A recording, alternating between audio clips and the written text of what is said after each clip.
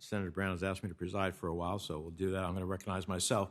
Mr. Barr, there's a serious diversity problem at the Federal Reserve. Latinos are the nation's largest minority. They make up 20% of the United States population, yet they have no representation in Fed leadership. I've raised this issue many times with nominees and sitting members of the Federal Reserve. I've heard extensively about what the Fed is supposedly doing, and I just can tell you right now that's just not sufficient. 62 million Hispanic Americans in the United States with a $2 trillion domestic marketplace impact deserve a seat at the table where our nation's most important economic decisions are made. It's the reason that I voted against Chairman Powell. So I'm eager to hear how you would deal with this question. If confirmed, what steps would you take to improve minority representation, particularly Latino representation in leadership roles at the Fed? Thank you, Senator, for that question. I agree with you that diversity and equity and inclusion are important goals for the Federal Reserve to pursue. In my experience in prior jobs at the Treasury Department and at the Gerald R. Ford School of Public Policy, those have been really quite important goals of mine as well.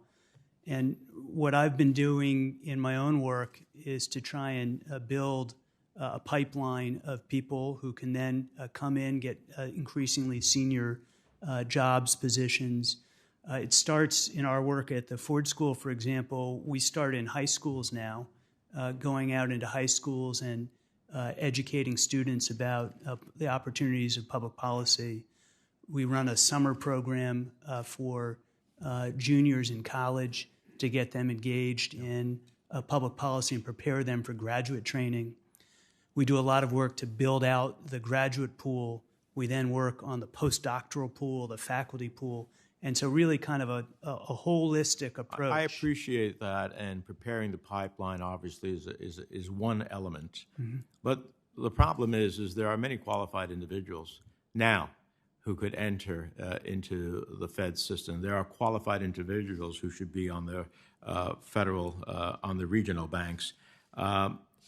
So will you commit to working with my office to increase Latino representation at the Fed?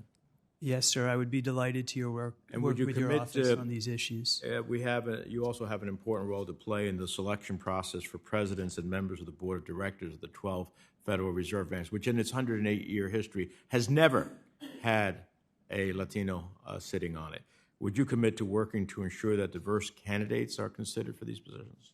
Yes, Senator. I think that is a quite important goal for the Federal Reserve, and I'd be delighted to work on that. And it's not just to do the right thing.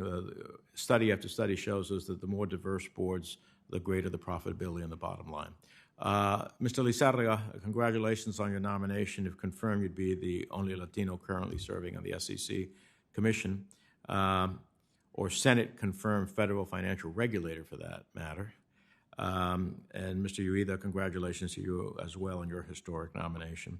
The asset management and investment advisory industries are overwhelmingly white and male. Studies consistently show that greater diversity leads to greater profitability, as I just suggested. So in an effort to improve performance and thereby benefit retail investors, the SEC's Asset Management Advisory Committee unanimously recommended that the SEC take concrete actions to improve diversity in these industries. So I want to ask both Mr. Ueda and Mr. Lizarraga, can you commit to bringing these recommendations before the Commission for a vote so that we can bring transparency and diversity to the industry and ultimately deliver better outcomes for investors?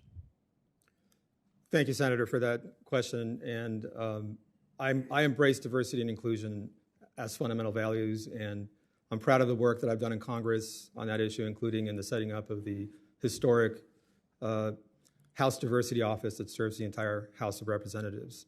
I'm also aware that this is an issue that has received a lot of attention in the shareholder proposals, and it's something that, if confirmed, I intend to stay very active on. And all I'm looking for is a vote. You guys can vote it down if you want to, but the SEC Management Advisory Committee unanimously, that's a very broad spectrum of individuals, made this recommendation. So all I'm looking for is a vote before the SEC. If you all don't think it's a good idea, you can vote it down. If you think it's a good idea, you can support it. So will you seek, if you're confirmed, to have a vote before the SEC on this advisory committee's recommendations? If confirmed, I look forward to exploring that possibility, recognizing that I would need to look into the details of that process, but I agree with the sentiment that's expressed by the advisory committee. Mr. Ureta? When I was on the SEC staff, I had the privilege of help standing up the Asset Management Advisory Committee. I think I've seen the incredible amount of work they've put in on these recommendations. And all of them, not only just for AMAC, but the other advisory committees, the recommendations need to be taken very, very seriously by the Commission.